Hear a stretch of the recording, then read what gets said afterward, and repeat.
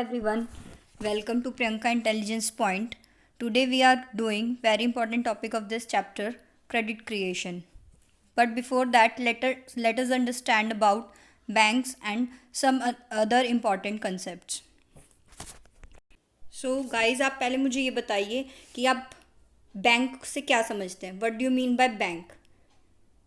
Bank एक ऐसा institution है जो डिपॉजिट्स एक्सेप्ट करता है, लोन्स प्रोवाइड करता है और इन्वेस्टमेंट्स करता है with the purpose of earning profit earn करने के पर्पस से वो पब्लिक से डिपॉजिट्स एक्सेप्ट करता है, लोन्स ग्रांट करता है और इन्वेस्टमेंट्स करता है इकॉनमी में ताकि वो प्रॉफिट अर्न कर सके.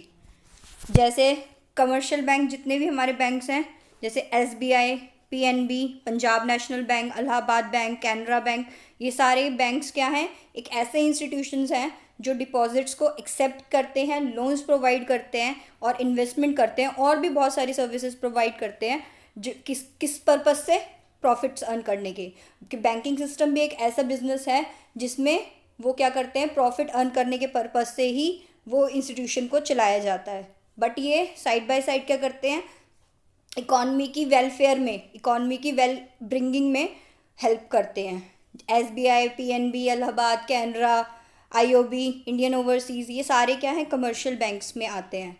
तो जिस रेट पर बैंक बोरोवर से पैसा लेता है, मान लीजिए मिस्टर A हैं, वो डिपॉजिट्स कराते हैं, बैंक में डिपॉजिट कराते हैं कुछ मनी, तो वो किस रेट पर इंटरेस्ट बैंक उसको देगा, बोरोइंग रेट पर. जो रेट वो बैंक जो रेट वो देगा उसको, इंटरेस्ट रेट, मतलब जो उसने डिपॉजिट जमा कराया उसके बदले जो इंटरेस्ट देगा उसको, वो बोला जाता है बोरोइंग रेट. और मान लीजिए मिस्टर B आते हैं, वो बैंक से लोन लेने के लिए आते हैं, तो वो जो डिपॉजिट्स उसके पास जमा है रिजर्व्स की फॉर्म में, वो B को वो देगा लोन की फॉर्म में, और जिस रेट ऑफ इंटरेस्ट पे वो देता है उसको बोलते हैं लैंडिंग रेट.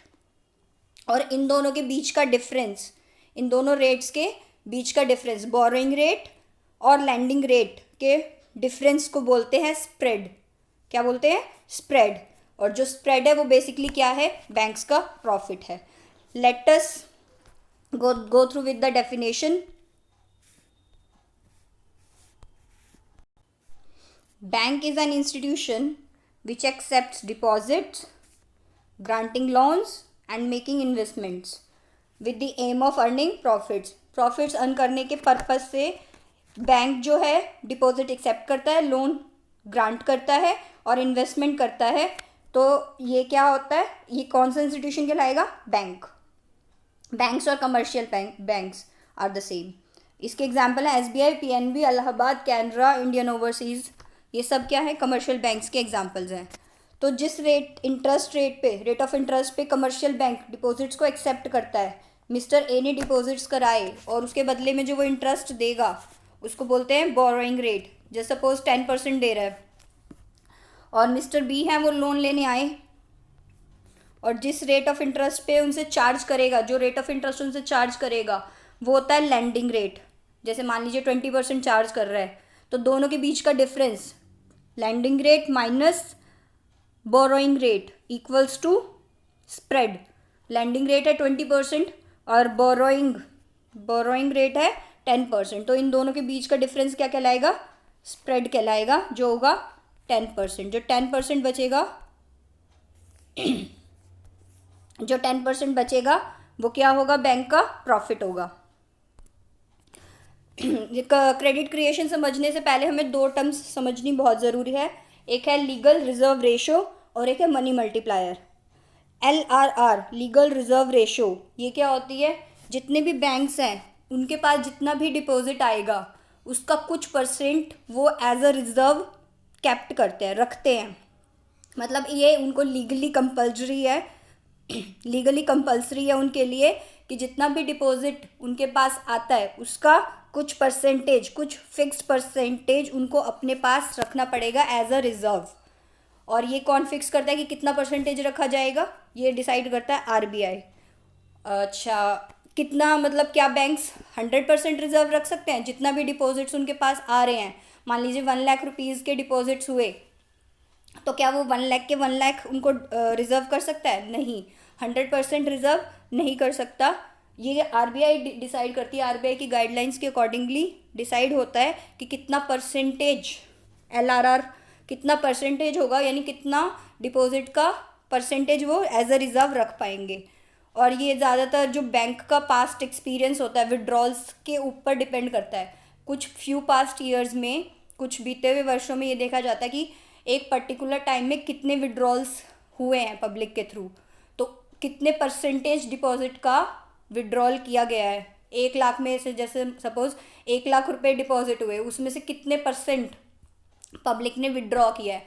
जैसे सपोज 20% किया है, तो LRR क्या होगी? 20%। मतलब 20% बैंक को रिजर्व रखना पड़ेगा to make withdrawals, to make the payments. तो बैंक्स जो हैं वो 100% रिजर्व्स नहीं रख सकते, वो एक फिक्स प्रोपोर्शन, एक मिनिमम फ्रैक्शन रखते हैं रिजर्व्स की, डिपॉजिट्स की एज अ रिजर्व। और ये क्या होती है? लीगली कंपल्सरी होता है, रखना ज़रूरी होता है एज पर RBI guidelines. It is legally compulsory for the banks to keep a certain minimum fraction of the deposits as reserve. ठीक है गाइज, जो भी डिपॉजिट्स है उसका एक मिनिमम फ्रैक्शन रखा जाता है रिजर्व की फॉर्म में। इसी फ्रैक्शन को हम क्या कहते हैं? LRR। और ये कौन फिक्स करता है? आरबीआई फिक्स करती है। और जितने भी बैंक्स हैं वो 100% रिजर्व नहीं रख सकते, do not keep 100% reserve. Next term is money multiplier. Money multiplier क्या होता है? क्रेडिट क्रिएशन प्रोसेस में जितने भी इनिशियल डिपॉजिट्स करती है पब्लिक और LRR का जो भी रेट है उसके बेसिस पे मनी मल्टीप्लायर कैलकुलेट किया जाता है। तो मनी मल्टीप्लायर कैलकुलेट कैसे होगा? 1/में LRR, जितना भी LRR का रेट है उसका फ्रैक्शन 1 डिवाइडेड बाय LRR। 1/में जैसे सपोज 10% है तो 1/में 10% equals to 10। After solving we will get 10 times, तो मनी मल्टीप्लायर होगा 10 टाइम्स। अच्छा गाइज, जैसे मैंने भी बताया जो LRR है उसका एक फिक्स्ड या मिनिमम फ्रैक्शन जो है रिजर्व किया जाता है, कैप्ट किया जाता है, रखा जाता है। तो ऐसा क्यों होता है कि जो जितने भी डिपॉजिट्स हैं उनका एक सिर्फ फ्रैक्शन अमाउंट ही एज अ कैश रिजर्व रखा जाता है, कैश की फॉर्म में रखा जाता है, बाकी सब लोन की तरह प्रोवाइड कर दिया जाता है, लोन की फॉर्म में दे दिया जाता है। ऐसा क्यों होता है? मतलब ऐसा भी मैंने बोला ना कि 100% रिजर्व नहीं रख सकते। क्यों नहीं रख सकते? सिर्फ कुछ फ्रैक्शन ही रिजर्व की फॉर्म में क्यों रखा जाता है? क्योंकि ये ऐसा इस वजह से होता है, जितने भी बैंकर्स हैं उनके पास्ट एक्सपीरियंस से वो 2 चीज़ें जानते हैं कि जितने भी डिपॉजिटर्स हैं जिन्होंने पैसा बैंक में डिपॉजिट कराया है वो एक ही टाइम पे पैसा विड्रॉ करने नहीं आएंगे। जितने भी डिपॉजिटर्स हैं ऑल ओवर द बैंक, जितने भी बैंकिंग सिस्टम के अंदर जितने भी बैंक्स आते हैं और जितने भी उसके डिपॉजिटर्स हैं वो एक ही बार में बैंक को अप्रोच नहीं करेंगे for the withdrawal of money के विड्रॉल के लिए।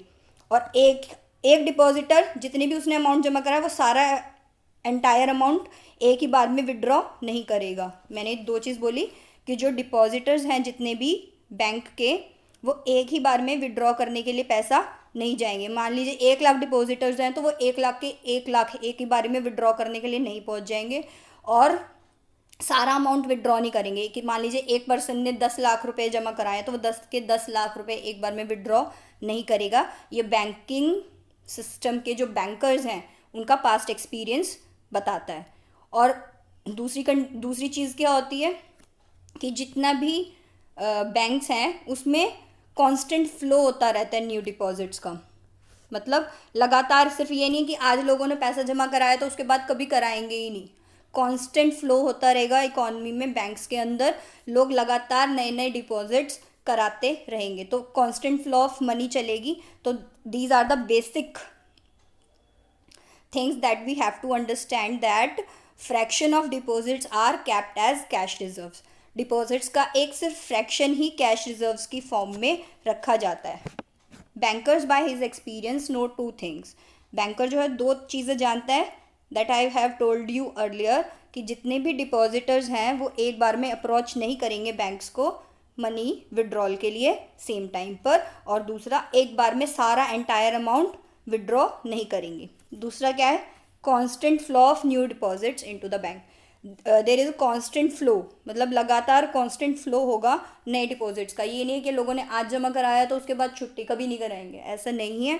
कॉन्स्टेंटली फ्लो होता रहता है मनी का, नए नए डिपॉजिट्स लोग कराते रहते हैं, नए नए विड्रॉल्स होते रहते हैं। तो एक एक्सपीरियंस के बेसिस पे ये चीज़ें जो है बैंकर वो जानता है, इसलिए एक मिनिमम फ्रैक्शन ही डिपॉजिट्स की रिजर्व की फॉर्म में, कैश रिजर्व्स की फॉर्म में रखी जाती है, बाकी सारा लोन की तरह ग्रांट कर दिया जाता है, दे दिया जाता है। क्रेडिट क्रिएशन समझने से पहले उसकी बेसिक 2 अजम्पशंस हैं।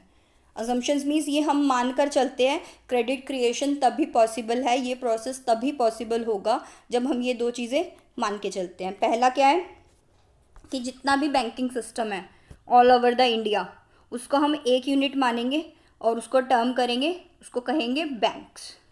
मतलब ये Allahabad bank, PNB bank, SBI bank, फलाना फलाना बैंक, अलग अलग नामों से नहीं, उसको सिर्फ एक नाम से जाना जाएगा, बैंक्स। तो पूरे जितनी भी इकॉनमी में जितने भी बैंक्स हैं, पूरा एंटायर बैंकिंग सिस्टम को 1 यूनिट की तरह कंसीडर करेंगे, जिसको बोलेंगे बैंक्स। और जितनी भी दूसरी कंडीशन क्या है, जितनी भी पेमेंट्स हो रही हैं, जितनी भी पेमेंट्स की जा रही हैं वो चेक्स के थ्रू हो रही हैं, और जितनी भी रिसिप्ट होंगी वो सारी बैंक में जमा होंगी। मतलब यहाँ पर कैश का वैल्यू ज़ीरो है, मतलब कैश की कोई इंपॉर्टेंस नहीं है, सारी पेमेंट्स बैंक्स के थ्रू ही होंगी, जिसको आजकल हम डिजिटल बैंकिंग या ऑनलाइन बैंकिंग बोलते हैं, कि बैंक से ही पैसा कटेगा और बैंक में ही आएगा, अकाउंट से अकाउंट ट्रांसफ़र होगा, कैश के थ्रू विड्रॉ नहीं किया जाएगा। तो these are the 2 basic assumptions of credit creation. So guys, let us understand the process of credit creation. Just suppose there are 3 banks A, B and C. A, B and C. ये mister x हैं, ये bank में जाते हैं 10,000 रुपये जमा कराने। Bank में गए, इन्होंने डिपॉजिट कराया, डिपॉजिट कराने के बाद क्या होगा, इनका अकाउंट होगा, इनके अकाउंट में 10,000 रुपये क्या हो जाएंगे, ऐड हो जाएंगे। उसके बाद मिस्टर वाई आते हैं, वो क्या करते हैं, मिस्टर वाई विड्रॉल करते हैं। मिस्टर वाई क्या करेंगे, विड्रॉल करेंगे। हमने जैसा कि मान लीजिए हमारी LRR है 10%, 10% हमारा LRR है। तो 10,000 बैंक क्या करेगा, 10,000 बैंक के पास डिपॉजिट्स आए, उसका 10% रखेगा। 10% कितना होगा, 1,000 रुपये रखा है इसने, और इसको कितना दे दिया लोन की फॉर्म में, 9,000 रुपीज़। कितना दे दिया, 9,000 रुपीज़। जो 9,000 रुपीज़ है ये आगे क्या करेगा, फर्दर स्पेंड करेगा। स्पेंड किस फॉर्म में करेगा, कैश की फॉर्म में नहीं करेगा, चेक की फॉर्म में करेगा। किसी को पेमेंट करेगा तो किस फॉर्म में करेगा, चेक की फॉर्म में। मान लीजिए मिस्टर जेड है, उसको इसने पेमेंट करी किस फॉर्म में, चेक्स की फॉर्म में की है। कितने रुपीज़ दिए, 9,000। ये बैंक के पास गए, बैंक अकाउंट में आएंगे इसके पैसे, मान लीजिए बी बैंक में आए, ठीक है, मिस्टर जेड का अकाउंट है बी में, तो इसके पास कितने रुपीज़ आए, बैंक के पास 9,000 डिपॉजिट आए। फर्दर डिपॉजिट कितने का, वो पहले 10,000 का था, उसमें से 10% उसने रखा, ठीक है, तो उसने 9,000 का लोन प्रोवाइड कर दिया।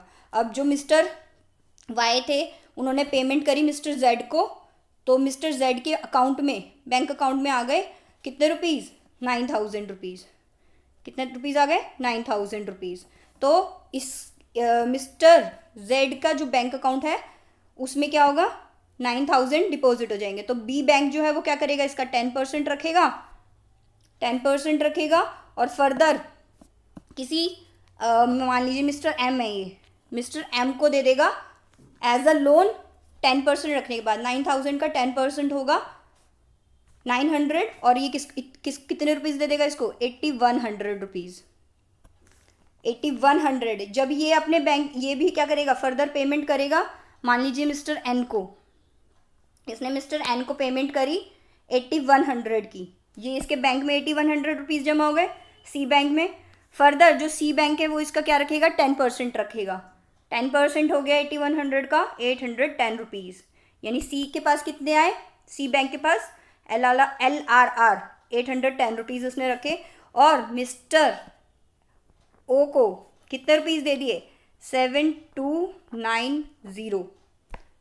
ठीक है गाइज, तो हर बैंक क्या करेगा, जितने भी न्यू डिपॉजिट्स आएंगे उसका 10% वो क्या करेगा, रखता चला जाएगा। इस तरह ये प्रोसेस बढ़ता जाएगा।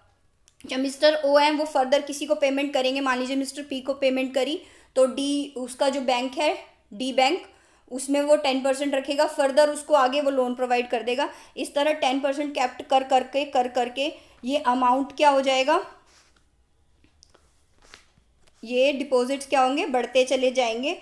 और ये वैल्यू क्या हो जाएगी, एक स्टेज ऐसी आएगी, ये जितना भी डिपॉजिट्स हैं और एलआरआर टोटल मिला के क्या हो जाएंगे, इक्वल हो जाएंगे। ये अमाउंट जो ये क्रिएशन है ये स्टॉप हो जाएगा। सो गाइज, इसको एक एग्जाम्पल के थ्रू समझ लेते हैं। Late us understand the process of money creation through an example. Suppose initial deposits हैं 10,000 और एलआरआर कितना है 10%, जैसा भी मैंने एग्जाम्पल में बताया। तो बैंक क्या करेगा, 10,000 का 10% रखेगा 1,000। ये किसने रखा, बैंक ए ने रखा था, ठीक है। और 9,000 जो है उसको लेंड कर दिया। जो मिस्टर वाई थे वो 9,000 की क्या करेंगे, बोरोर था जो, वो क्या करेगा, इसको स्पेंड करेगा। और जो 9,000 है ये अज्यूम किया जाता है कि वो चेक के थ्रू पेमेंट करेगा, तो जो पैसे हैं वो वापसी क्या आएंगे, बैंक में ही आएंगे। तो इससे क्या होगा, डिमांड डिपॉजिट्स 9,000 से बढ़ जाएंगे ना। देखिए ये क्या था, 10,000 थे, इसने डिपॉजिट कराए, इसका 10% बैंक ए ने रखा, ठीक है, 1,000 रुपये। बाकी 9,000 रुपये क्या कर दिया, लोन दे दिया। फिर इसने क्या किया, इस मनी स्पेंड की, ठीक है। तो मनी स्पेंड करने से क्या हुआ, बैंक जो बी है उसके डिमांड डिपॉजिट्स क्या हो गए, बढ़ गए 9,000 रुपये से। ये 9,000 रुपये ये कहाँ जाके ले जा रहा है, बैंक के अंदर, ठीक है। तो बी के क्या हो गए, 9,000 के डिमांड डिपॉजिट्स बढ़ गए, तो उसका 10% ये फर्दर रखेगा, 10% 9,000 का 10% रखेगा, यानी 900 रुपये रखेगा, और 8,100 रुपीज़ वो फर्दर क्या कर देगा, लोन की तरह दे देगा। Bank again keep 10% of 9,000। अभी बताया ना मैंने कि जो बैंक बी है, बैंक बी वो क्या करेगा, 10% रखेगा 9,000 का, 900 एज रिजर्व एंड लैंड 8,100, और 8,100 क्या कर देगा, दे देगा। तो जो मिस्टर जैड थे वो क्या करेंगे, पेमेंट रिसीव करेंगे 8,100 की, और बैंक में जाके जमा करा देंगे। तो ये बैंक का नया डिमांड डिपॉजिट बढ़ जाएगा 8,100 से। This time bank deposits rise by 8,100, 8,100 से बैंक डिपॉजिट बढ़ जाएगा। तो इस तरह से क्या होते रहेंगे, डिपॉजिट्स बढ़ते रहेंगे। जैसे 10,000 दिए थे, उसमें से 1,000 रुपये रखे, एलआरआर 10% था हमारा एलआरआर, ठीक है। उसमें से 9,000 क्या कर दिया, लोन। जो 9,000 है वो सेकेंड राउंड में क्या होंगे, डिपॉजिट, नेक्स्ट डिमांड डिपॉजिट्स बन जाएंगे। उसका 10% फर्दर बैंक रखेगा। ये ए बैंक है, ये बी बैंक है, और ये सी बैंक है, ठीक है। 9,000 का 10% रखा बैंक ने, बैंक बी ने, और 8,100 क्या कर दिए, एज अ लोन दे दिया। सी जो है 8,100, सी बैंक के पास क्या आते हैं, डिपॉजिट्स आते हैं 8,100 के, तो उसका फर्दर 10% वो रखता है, और 7,290 रुपीज़ क्या कर देता है, लोन की तरह ग्रांट कर देता है। तो टोटल डिपॉजिट्स, इस तरह क्रेडिट क्रिएशन प्रोसेस चलता रहेगा, और एक टाइम के बाद डिपॉजिट्स जो हैं 1 लाख के हो जाएंगे, और एलआरआर 10,000 होगा। 10% 1 लाख का 10% कितना होगा, 10,000, और इसका मतलब कितना लोन दिया बैंक्स ने, 90,000। इनिशियल डिपॉजिट्स थे 10,000, और फाइनल डिपॉजिट्स कितने हो गए, टोटल डिपॉजिट्स कितने हो गए, 1 लाख रुपीज़। सो कितने गुना जो डिपॉजिट्स है वो बढ़ गए, deposit has increased will be determined by a money multiplier. Money multiplier के थ्रू हम डिटरमाइन करेंगे। अभी मैंने बताया था 1/LRR, 1/LRR मतलब 1/10%। हमने LRR एज्यूम किया था कि 10% होगा। जो लीगल रिजर्व रेशियो है वो कितनी RBI ने सेट की है, एज्यूमिंग थी हमारी कि 10% है। तो 1/10% इक्वल्स टू 10 टाइम्स, यानी मनी मल्टीप्लायर कितना होगा, 10 टाइम्स। 10,000 रुपये जमा कराए, उसका 10 गुना, 10,000 का 10 गुना, ठीक है, तो कितने डिपॉजिट्स हो जाएंगे, टोटल डिपॉजिट्स होंगे 1 लाख, यानी टोटल डिपॉजिट्स में कितना इंक्रीमेंट आया, 10 times of the initial deposit. बस यही प्रोसेस है मनी मल्टीप्लायर का, कि मतलब जो टोटल डिपॉजिट्स इनिशियल डिपॉजिट्स हम कराते हैं उसका कितना गुना पैसा बैंक्स मल्टीप्लाई करके क्रेडिट क्रिएशन कर रहा है, कंट्री में इकॉनमी में सप्लाई कर रहा है, इसी को बोलते हैं क्रेडिट क्रिएशन और मनी सप्लाई। ये सारा काम जो है ये बैंकिंग सिस्टम हैंडल करता है, जो किसके अंडर आता है, आरबीआई के under. So guys, this is the process of credit creation. But ये बेसिक 2 अजम्पशंस हमें हमेशा याद रखती हैं कि पूरा बैंकिंग सिस्टम को हम एक सिंगल यूनिट मानेंगे बैंक, और जितनी भी पेमेंट्स होंगी वो चेक्स के थ्रू होंगी और बैंक्स में ही डिपॉजिट होंगी, कैश में विड्रॉल नहीं होगा। So guys, if you found this video useful, please like, share and subscribe my channel. Thank you.